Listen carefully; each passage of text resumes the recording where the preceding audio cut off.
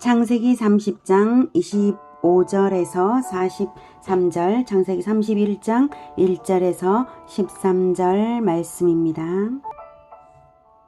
라헬이 요셉을 낳았을 때에 야곱이 라반에게 이르되 나를 보내어 내 고향 나의 땅으로 가게 하시되 내가 외삼촌에게서 일하고 얻은 처자를 내게 주시어 나로 가게 하소서. 내가 외삼촌에게 한 일은 외삼촌이 아시나이다. 라반이 그에게 이르되 여호와께서 너로 말미암아 내게 복 주신 줄을 내가 깨달았노니 내가 나를 사랑스럽게 여기거든 그대로 있으라. 또 이르되 내 품삯을 정하라.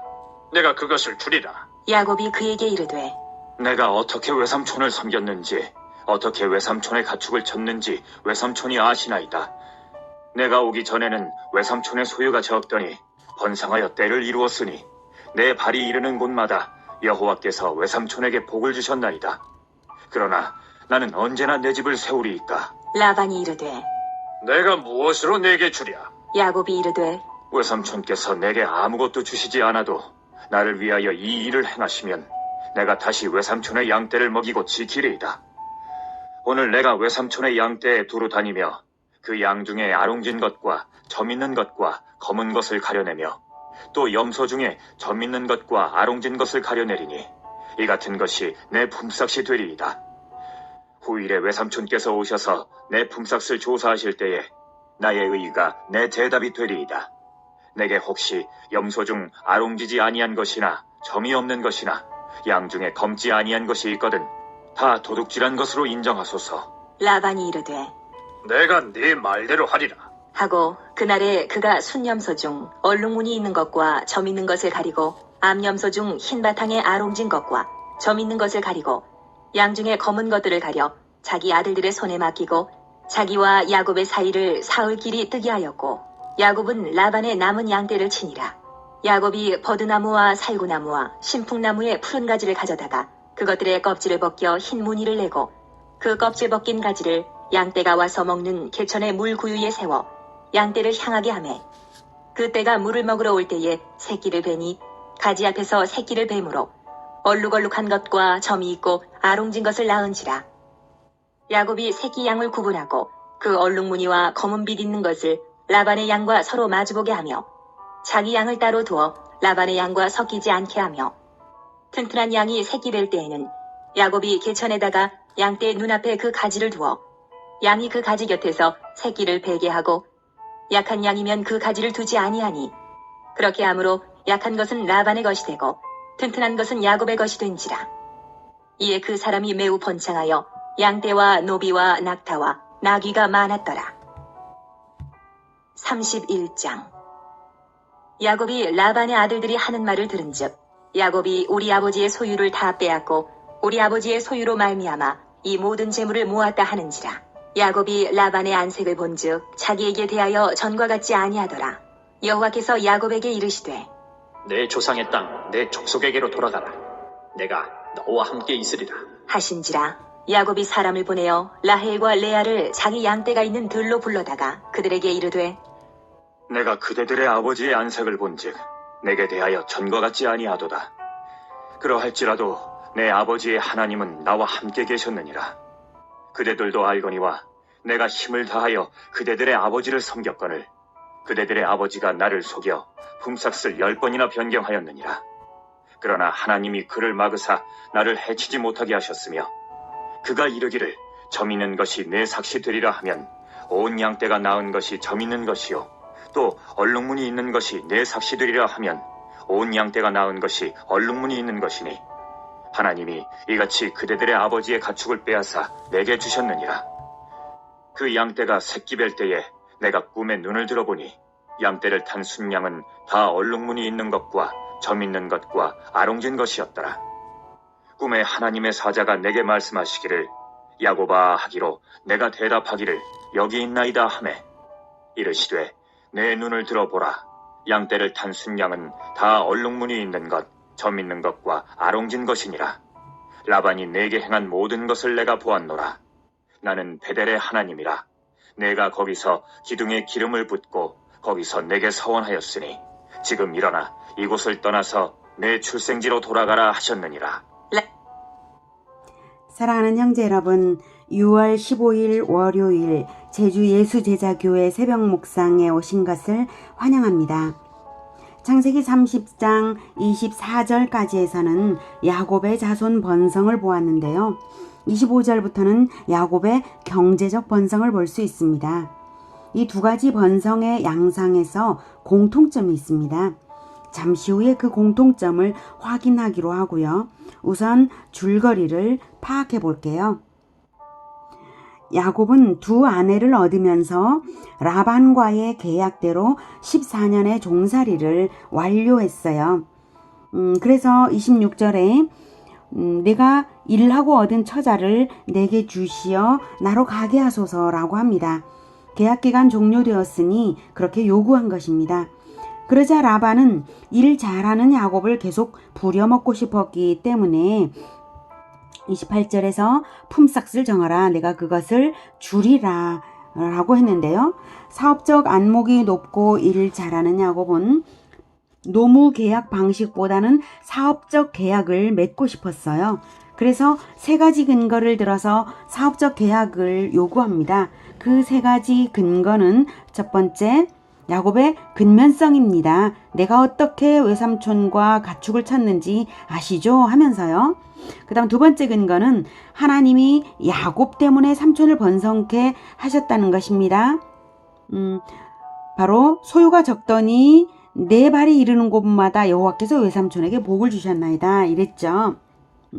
그 다음 세 번째 근거는 야곱이 가정경제의 자립으로 대가를 받아야 할 것 아니냐. 그러니 인정된다면 근로계약이 아니라 사업계약을 하자라고 한 것이죠. 나는 언제나 내 집을 세우리까 이 말입니다. 그래서 라반은 목축 인재인 야곱을 잃고 싶지 않아서 사업계약을 체결합니다. 구체적인 계산은 본문 내용대로 양과 염소의 무늬와 색깔로 구분하기로 했어요. 그래서 결과적으로 야곱이 아주 번창했어요. 그리고 나서 31장에서는 야곱이 라반의 미움을 받게 된 터에 하나님께서 야곱에게 서원한 대로 내 출생지로 돌아가라 라고 말씀을 하십니다. 자, 그러면 자손 번성과 경제적 번성의 공통점을 이제 알아봄으로써 우리가 하나님을 만나보겠습니다. 첫 번째, 사람은 꼼수를 쓰지만 일을 이루시는 분은 하나님이시라는 것입니다. 즉, 꼼수 때문에 번성한 것이 아니라 하나님이 언약 때문에 하나님이 번성하게 하심으로 번성했다는 결론이 납니다.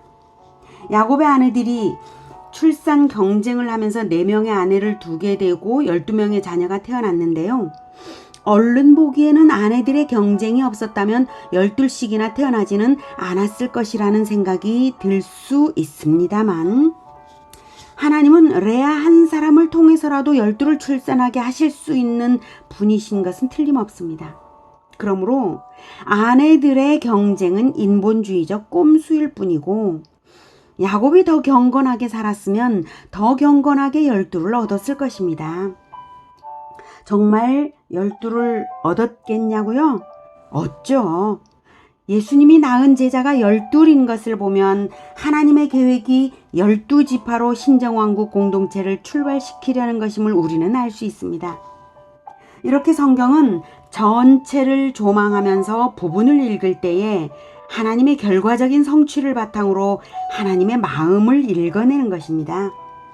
구약 성경은 12지파를 기본으로 진행되고 신약 성경은 12사도를 기본으로 진행되는 것입니다.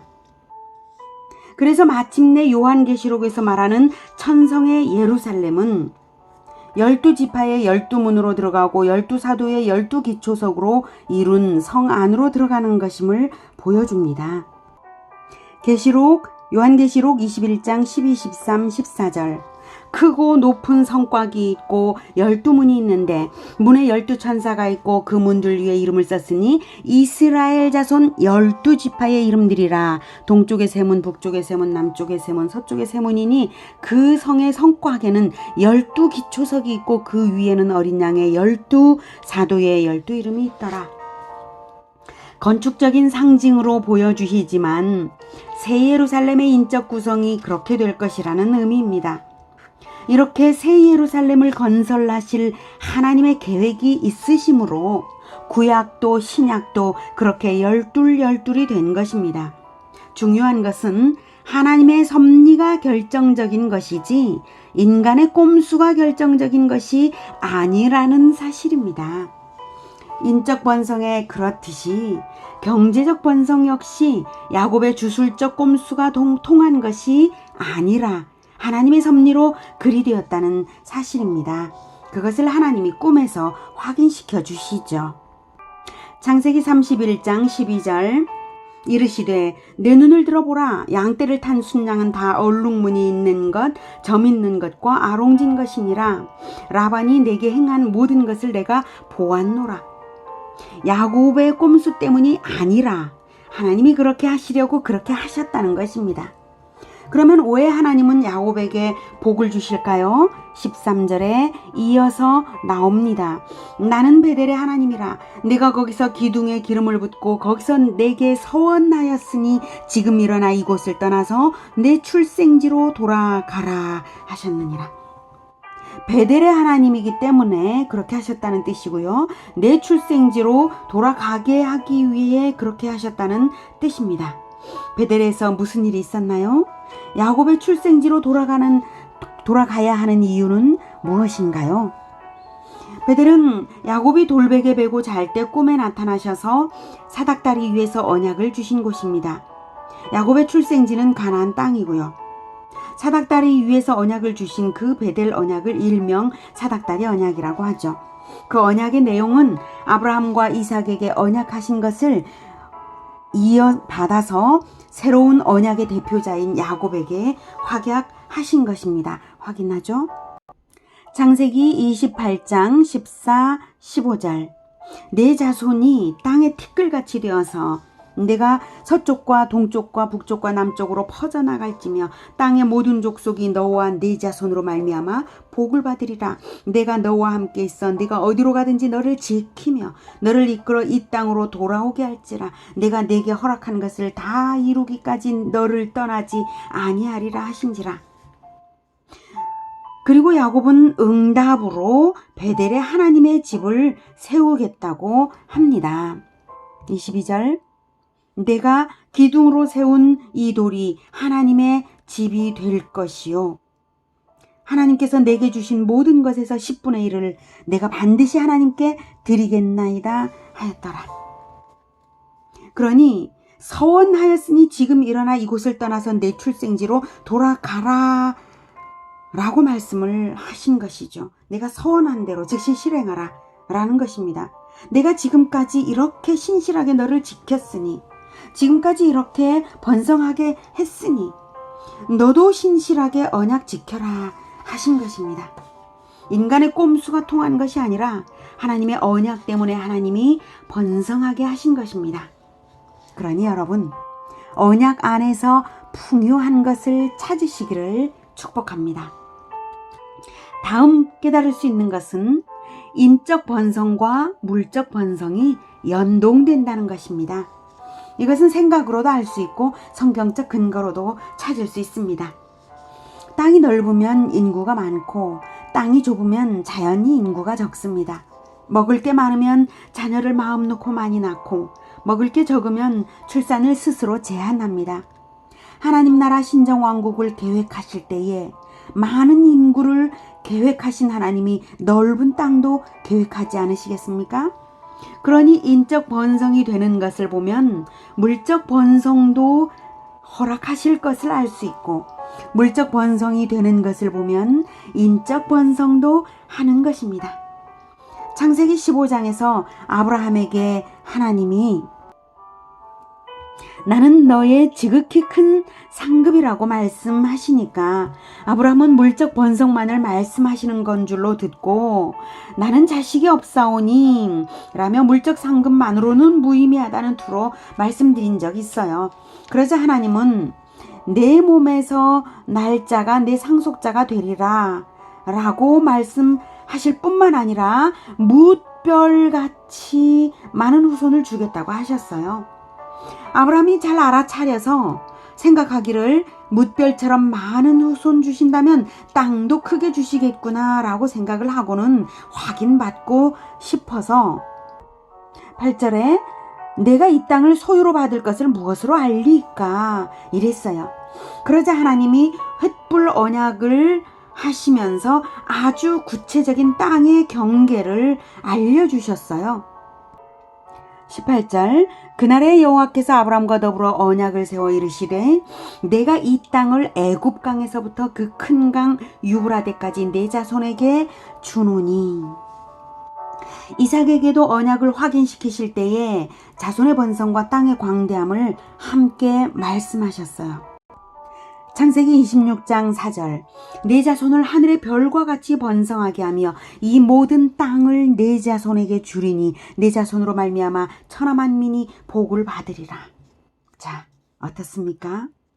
우리는 오늘 신실하신 언약의 하나님을 만났습니다. 그러니 우리에게도 동일하게 하시는 신실하신 분이십니다. 인적 번성이 있으면 물적 번성이 기대되고 물적 번성이 있으면 인적 번성으로 응답해야 합니다. 그러면 인적 번성, 물적 번성이 연속되며 크게 번성할 것입니다. 그것이 천지 창조 때부터 하나님의 꿈이고 인간에게 주신 복입니다. 우리에게 인적 번성은 하나님의 백성인 교회 공동체 번성입니다. 최근에 우리 교회 성도의 자손 출산과 임신의 소식들이 있는데요. 저는 이것을 물적 번성도 주시겠구나 하는 기대로 듣습니다. 최근에 청년들이 우리 교회로 들어오는 것도 마찬가지로 우리 교회에 주시는 물적 번성 역시 기대하게 합니다. 하지만 물적 번성 자체가 목적은 아닙니다. 최근에 또 어떤 분이 경제적으로 풀린다는 소식도 들었습니다. 저는 그분이 하나님 나라의 인적 번성을 위하여 물질적 섬김을 많이 하실 것이라 기대합니다. 하나님이 그 기대를 가지고 그분에게 그렇게 주시는 것입니다. 그래서 교회는 전체로서 인적 물적 번성이 연동되면서 전체로서 번성되는 것입니다. 하나님의 언약이 있기 때문에 하나님이 섭리하시는 것입니다. 그 언약을 확인해 볼까요? 마태복음 28장 18, 19, 20절 예수께서 나와 말씀하여 이르시되 하늘과 땅의 모든 권세를 내게 주셨으니 그러므로 너희는 가서 모든 민족을 제자로 삼아 아버지와 아들과 성령의 이름으로 세례를 베풀고 내가 너희에게 분부한 모든 것을 가르쳐 지키게 하라. 볼지어다 내가 세상 끝날까지 너희와 항상 함께 있으리라 하시니라. 하늘과 땅의 모든 권세로서 모든 민족을 제자화하는 것을 돕겠다고 보장하시는 예수님의 말씀입니다. 물적 번성은 인적 번성에 반드시 따르는 것입니다. 하늘과 땅의 권세로서 보장된 것입니다. 그리고 궁극적으로는 예수님 재림 때에 새 하늘과 새 땅에서 영역으로 나타날 것이라고 저는 생각합니다. 성경이 전체적으로 알게 하는 원리가 그렇습니다. 여러분, 일과 인간관계 속에서 사람을 복음으로 얻으시기를 계속해서 얻으시기를 축복합니다. 기도하겠습니다. 언약에 신실하신 하나님, 우리에게 복을 주시면서 번성하게 하라 하신 그 하나님이십니다. 그래서 물질적으로도 풍족하게 하실 것을 우리가 충분히 믿을 수 있습니다. 우리가 복음으로 제자들을 낳고 또 낳을 수 있도록 하나님 도와주시옵소서.